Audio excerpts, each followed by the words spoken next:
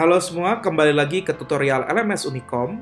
Kali ini kami akan menjelaskan kepada Bapak Ibu tentang bagaimana cara membuat enrollment di kelas perkuliahan yang sudah Bapak Ibu miliki di LMS Unicom.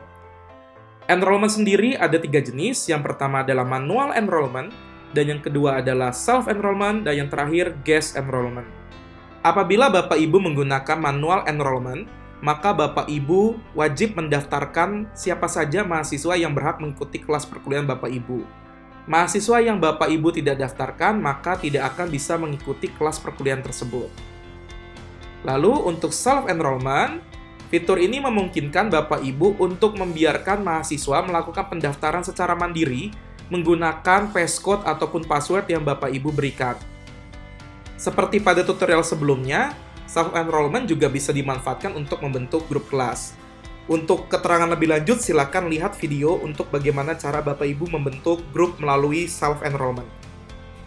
Dan yang terakhir adalah guest enrollment, di mana ketika Bapak Ibu memilih untuk mengaktifkan fitur ini, maka Bapak Ibu mengizinkan orang lain yang tidak melakukan login ke dalam LMS bisa mengakses perkuliahan yang Bapak Ibu miliki. Enrollment bisa saja Bapak Ibu pilih berdasarkan kebutuhan dari Bapak Ibu sendiri ketika melakukan perkuliahan. Nah, bagaimana caranya kita mengatur enrollment ini? Caranya adalah kita masuk ke tombol setting, kemudian kita klik bagian lanjutkan, lalu masuk ke menu pengguna, dan kita akan masuk ke metode pendaftaran. Nah, seperti yang Bapak Ibu lihat, yang aktif di dalam enrollment ini hanya yang manual enrollment. Mari kita coba dulu untuk melakukan proses manual enrollment. Caranya adalah kita klik tombol tambah member. Kemudian Bapak Ibu tinggal mengetikkan siapa saja mahasiswa dari sekumpulan user yang ada di LMS Unicom yang berhak mengikuti perkuliahan Bapak Ibu. Semisal di sini saya tambahkan sebuah nama.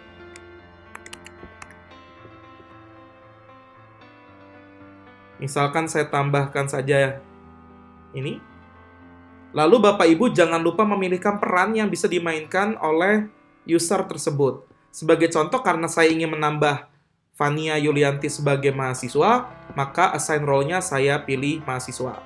Tapi apabila Bapak Ibu membutuhkan misal asisten ataupun juga dosen yang mengajar bersamaan di kelas tersebut, Bapak Ibu bisa memilih sekumpulan role di sini. Kemudian, untuk durasi pendaftaran kita akan biarkan tidak terbatas, lalu kita klik tambah.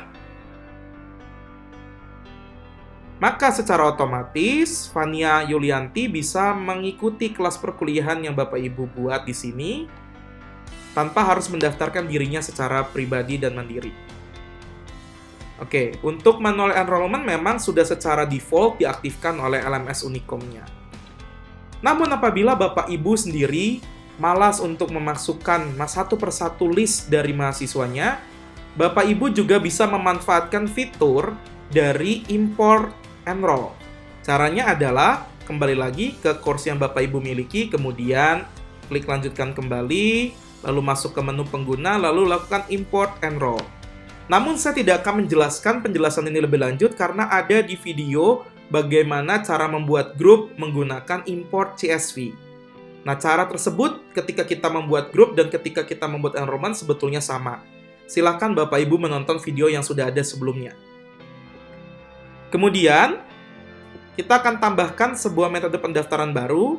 Semisal Bapak Ibu juga menginginkan mahasiswanya bisa melakukan pendaftaran secara mandiri, maka caranya adalah kita harus mengaktifkan pendaftaran mandiri atau self-enrollment.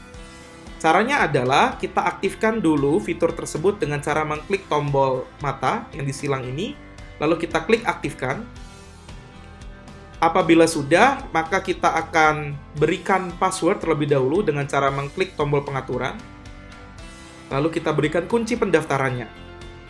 Seperti yang telah dijelaskan sebelumnya, setiap self-enrollment disarankan menggunakan password ataupun passcode. Gunanya untuk apa? Gunanya agar benar-benar mahasiswa yang mengetahui enrollment code ataupun juga passcode tersebut yang mengikuti perkuliahan Bapak Ibu. Sebagai contoh, misalkan saya berikan passcode berupa uji coba. Bapak Ibu juga bisa melihat passcode-nya dengan cara mengklik tombol mata.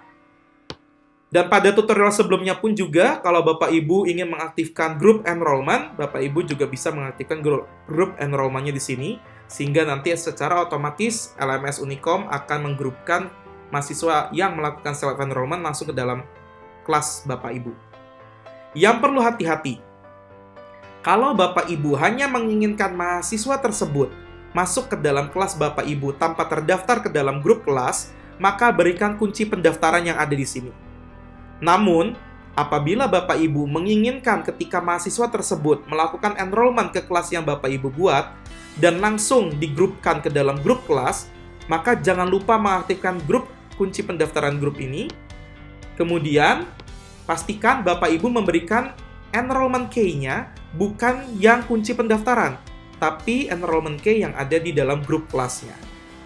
Nah, karena pada kesempatan kali ini kita akan hanya membahas masalah self-enrollment tanpa menggunakan grup enrollment, maka saya tidak akan memilih gunakan kunci pendaftaran grup sebagai ya. Saya biarkan saja dalam kondisi tidak. Kalau Bapak Ibu ingin membatasi waktu pendaftaran mahasiswa untuk masuk ke dalam sebuah kelas, maka Bapak Ibu bisa mengaktifkan tanggal mulai dan tanggal berakhir. Apabila tanggal mulai dan tanggal berakhir tidak diaktifkan, maka Bapak Ibu memberikan kesempatan kepada mahasiswa untuk mendaftar kapanpun ke dalam kelas yang Bapak Ibu buat. Agar mahasiswa lebih aware untuk mendaftarkan dirinya kepada kelas yang Bapak Ibu buat. Selain itu juga Bapak Ibu bisa menentukan pilihan yang lain, sebagai contoh misalkan pesan selamat datang yang bisa diberikan kepada mahasiswa yang melakukan self-enrollment.